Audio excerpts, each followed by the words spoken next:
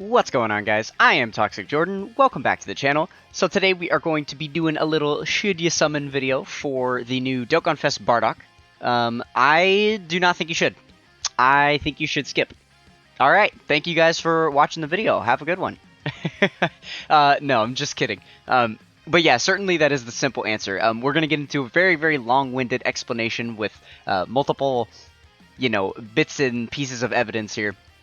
But so the very first thing we'll take a look at is the banner itself, right? This is the banner we assume it's going to be exactly the same on JP as it were on, as it's going to be on global.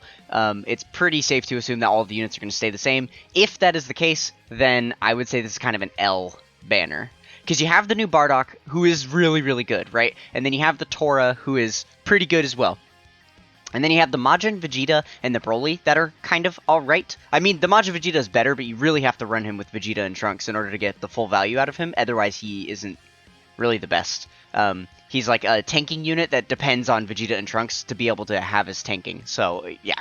And then, the Broly, he has kind of fallen off a little bit, but he is a stacker and he has damage reduction, so in certain situations, he can still be useful for you.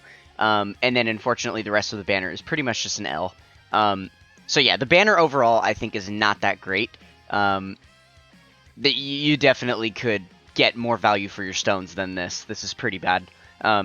So yeah, that being considered, let's go ahead and take a look at the individual unit breakdowns for BARDOCK and Tora and see if they're anything worth picking up. So the TEQ BARDOCK has a fantastic leader skill. Goku's family are storied figures, 170%. And then Pure Saiyans gets the additional 30%. That is so good. You know how easy it is to build a Goku's family team that's also Pure Saiyans? Absolutely nuts. And then you just have the freedom to throw any of the Team BARDOCK allies on the team that you want because they're storied figures. And all of those units are also going to be on Pure Saiyans as well. Like, very, very solid leader skill from this guy. Absolutely. One of the better, more recent, like, DOKKANFEST leader skills that we've seen, actually. Okay, so his super attack effect greatly raises attack and defense for 1 turn, does immense damage. So he's got an entrance animation, which is a nice little change of pace. We haven't been seeing that super consistently. So his entrance animation allows him to change, be a rainbow key sphere changer. He gets some additional attack, and the big news is that he gets a scouter for 5 turns. So this is if you have a Goku on the team or a Frieza enemy.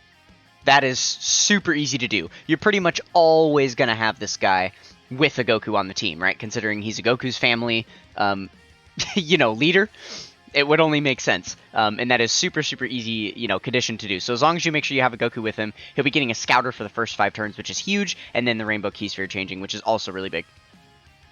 So he's got Key 2, 150% stats at the start of turn. He gets an additional attack and defense 40% with each super attack performed up to 120. So up to 3 super attacks. So it's probably going to take him 2, maybe 3 turns if you're unlucky, to build that up.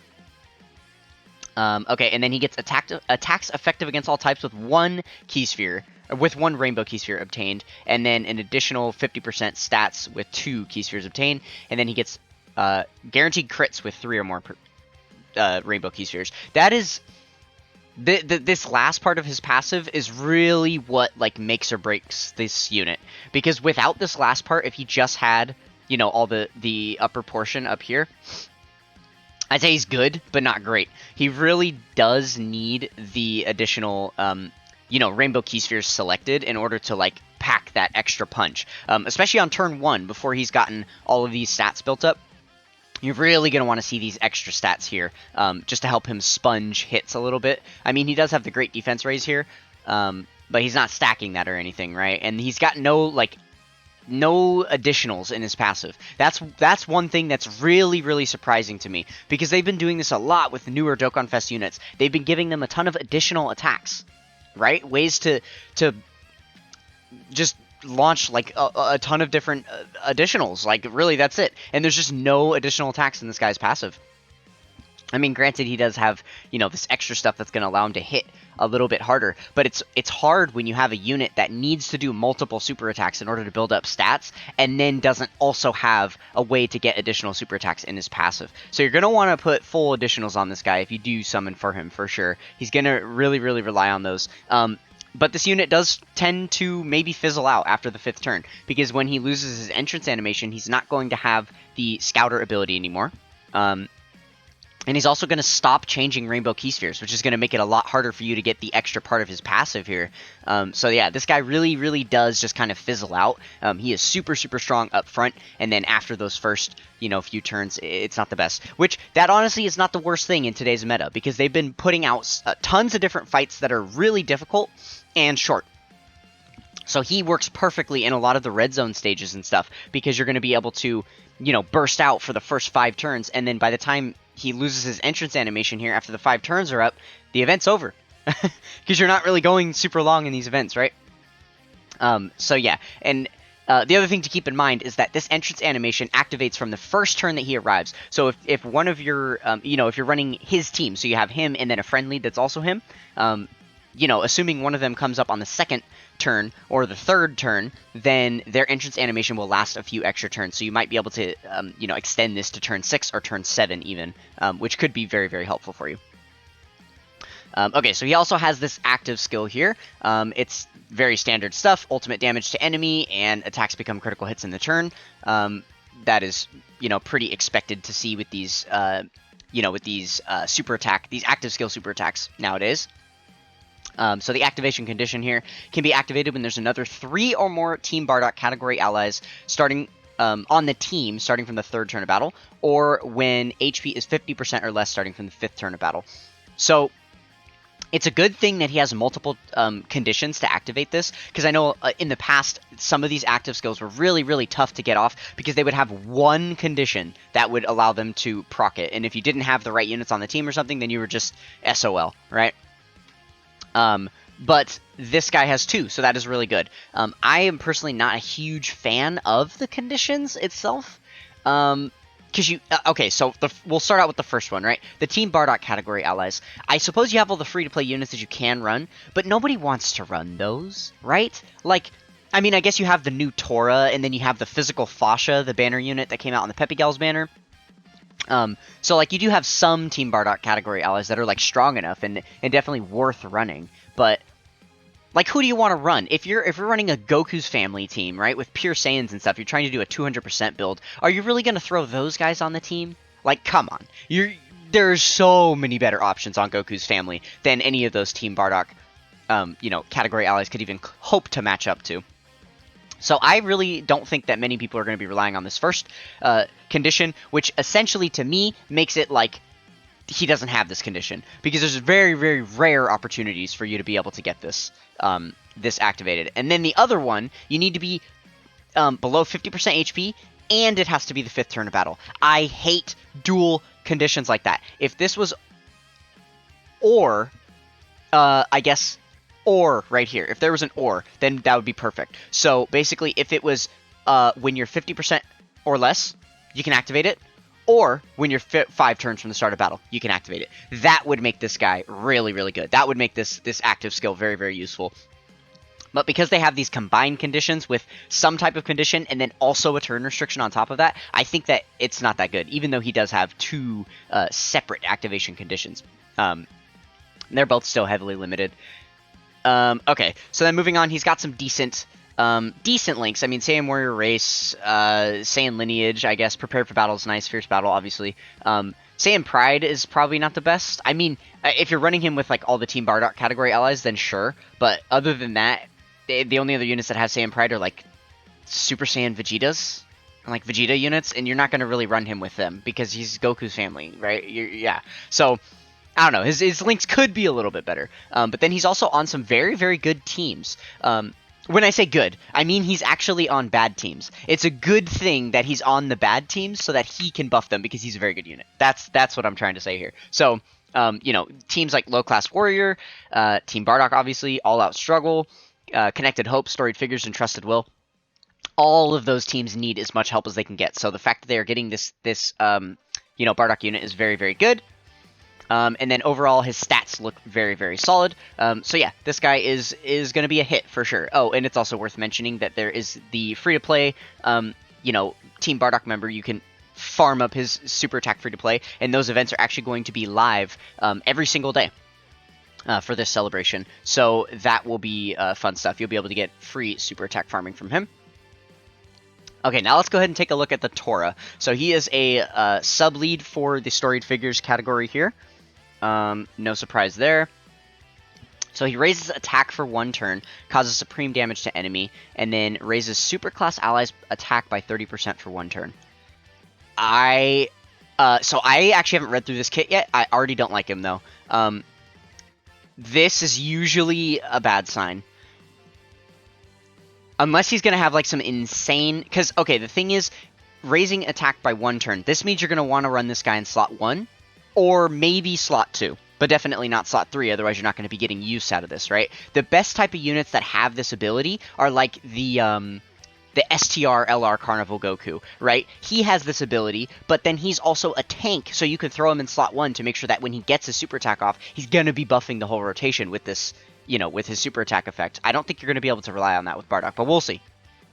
So, key 250% stats at the start of turn. He gets an additional 50% when performing a super attack. So again, not a slot 1 unit at all. Definitely slot 2 for him.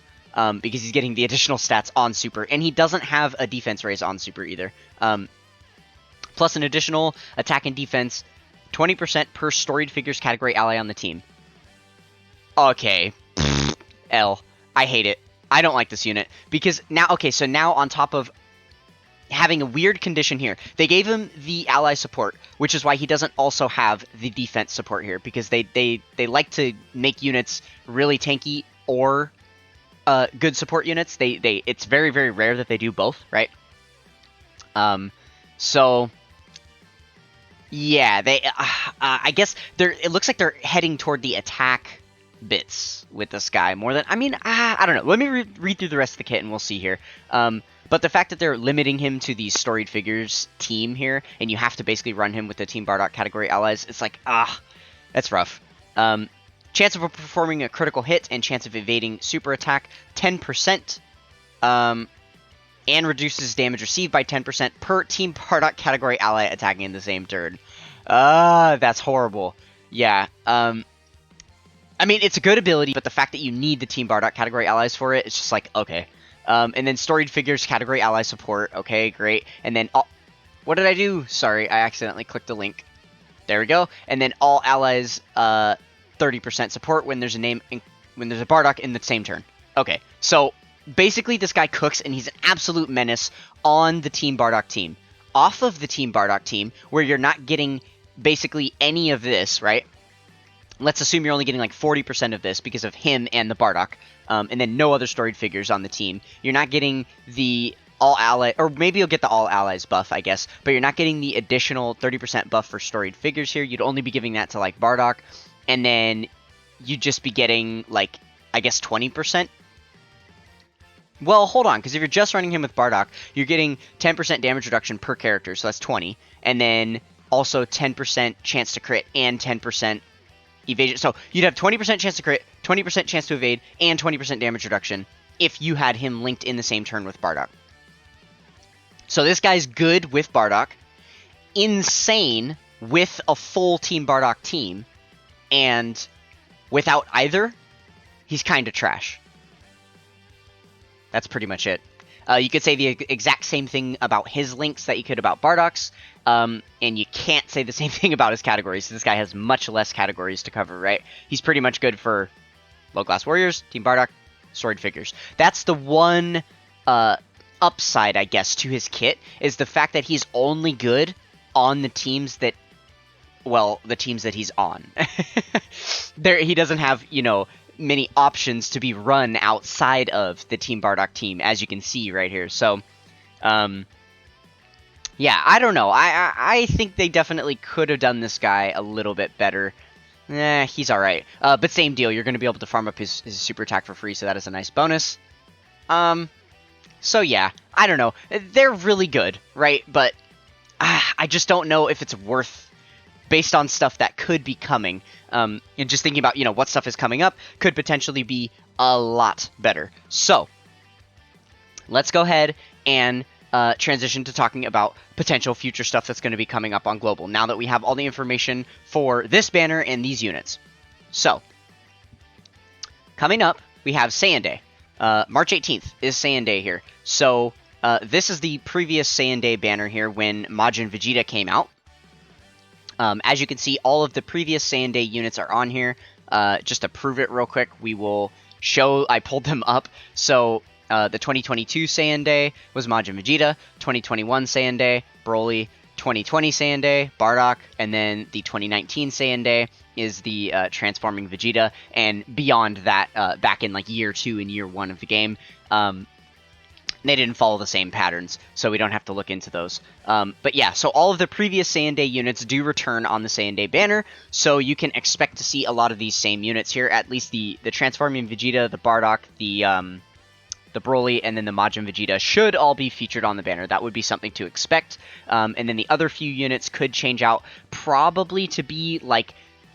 okay, well, so here's the thing. For Saiyan Day this year, we are talking about Battle of Gods. That is the talk of the town, is that Battle of Gods is on the way. We've gotten many different hints from the Dokkan team that it is going to be a Battle of Gods celebration. It's very, very likely. So...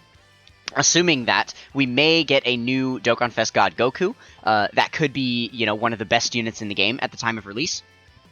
Now, something really, really important to remember, or actually, before I go off on that tangent, I will finish saying, so the other units on the banner could be, and most likely will be, like the physical Beerus, the physical DOKKANFEST Beerus, who knows, maybe potentially we could see an EZA for him in that celebration. And then that would be, a major reason to summon for him on the banner. Maybe like, well, no, they don't put any older banner units on here. So I was gonna say S tier Whis, but probably not. I mean, maybe we could see an EZA for him in the celebration as well. But yeah, who else? Maybe from Battle of Gods. I think that's about it. We haven't really gotten many other DOKKANFEST from that, like, movie. Yeah, interesting stuff. Okay, so let me go off on my other tangent that I was going to say. Majin Vegeta was the first unit on Global that had a 200% leader skill. This was big news because it was before the anniversary, right? We saw 200% leader skills on the JP anniversary in January, and then in March, this came to Global before we got the 7th anniversary celebration in July. So it is very, very likely, and this does happen frequently, that we see the anniversary mechanics drop on the Saiyan Day unit so that we end up getting the mechanics early, basically. So that is really, really exciting stuff to look forward to. So there's a really, really solid chance that we're going to have a new God Goku DOKKANFEST that has a standby skill, and he's probably going to be one of the best units in the game. Now, they have to do it this way because usually, I mean, it's pretty much verified at this point that Global and JP are going to be getting the joint Saiyan Day celebration together, right? That hasn't been officially confirmed, but it basically is. It's soft confirmed, just because they do it every year. But yeah, they have to keep the JP players interested because they just got all this hype stuff from the anniversary celebration, so they have to make the Saiyan Day units kind of match up to the same caliber, otherwise no one's gonna care, right? If the God Goku was like on the level of what Global is expecting to see right now, then JP players would just be like, I got all my 8th anniversary stuff, I'm good, I don't need to summon here. So it's very, very likely that this is going to be a good celebration to summon on. So yeah, definitely a good idea to wait for Saiyan Day, I would say. So now the only other thing that we have to look forward to on Global, prior to the anniversary celebration, right, as far as stuff that has come out on JP, is the DOKKANFEST Yamcha. This is the only other celebration that we're missing right now on Global. We're actually pretty caught up at the moment. It's kind of crazy because we had so many joint celebrations last year between, the Worldwide Download celebration and the Hero celebration and the Superhero celebration where we got the Gammas and the Orange Piccolo and Beast Gohan and all of that. So yeah, we are very, very caught up here on Global at the moment. This is the only DOKKANFEST unit that we're missing. So yeah, I would say that this is something else that we could be looking. This is definitely going to release after Saiyan Day, but before the anniversary. So this is another good, potential thing to save your stones for. So overall, taking a look at the banner here, we won't get too into the details here. I will definitely say, in my personal opinion, Yamcha is better than Bardock. I think that the unit performs better, and I think that his leader skill is actually like on par with Bardock's leader skill. And then, simple enough, the Yajirobe absolutely blows Tora out of the water. This Yajirobe is insane. He is one of the best banner units in the game. So, that being considered, just these two alone, I would say that this banner is more worth to summon on than the Bardock banner. And then if you compare, like, the other units that we're looking at here, right? You've got the Ginyu and the ROF Blues, who are, like, the two kind of more recent units on the banner, right? The only 200% leads. The rest of the banner is kind of meh. But those two units are actually pretty solid. If you were to compare these to, like, the... if we go back to... Did I have the Bardock banner open? I do, yeah. So if you compare that to, like, the, Majin Vegeta and the Broly, who are, like, the two best units on the banner besides the new ones, I would definitely pick the Yamcha banner over this one, right? So yeah, I would definitely say that this banner overall is going to have a lot more worth for you and stuff. So yeah, could be good stuff. So yeah, that is pretty much my full diagnosis. I would say it is not wise to summon for Bardock. Throw a couple stones at it if you want. Maybe you could get lucky. Maybe pick up the ticket packs and then just summon with those. That's pretty much what I'm going to be doing. I'm not going to be going very deep myself. If I don't end up getting them, then no big deal. We will just have to wait till a later date to pick them up. But yeah, overall, I would say probably better to hang on to your stones this time around. We've got some very, very exciting stuff around the corner, and you don't want to be caught with your stones in your hand. Or, the other phrase, but we keep it PG here. Yeah, so if you guys have any other questions about upcoming celebrations or about this celebration, anything else you want me to clarify, please feel free to ask your questions in the comments below. So thank you guys so much for listening to me ramble. If you enjoyed this one, then consider being a part of the Toxic Tribe with a like, comment, and subscribe on the video. That is going to do it for this one, and I will catch you guys next time. Peace!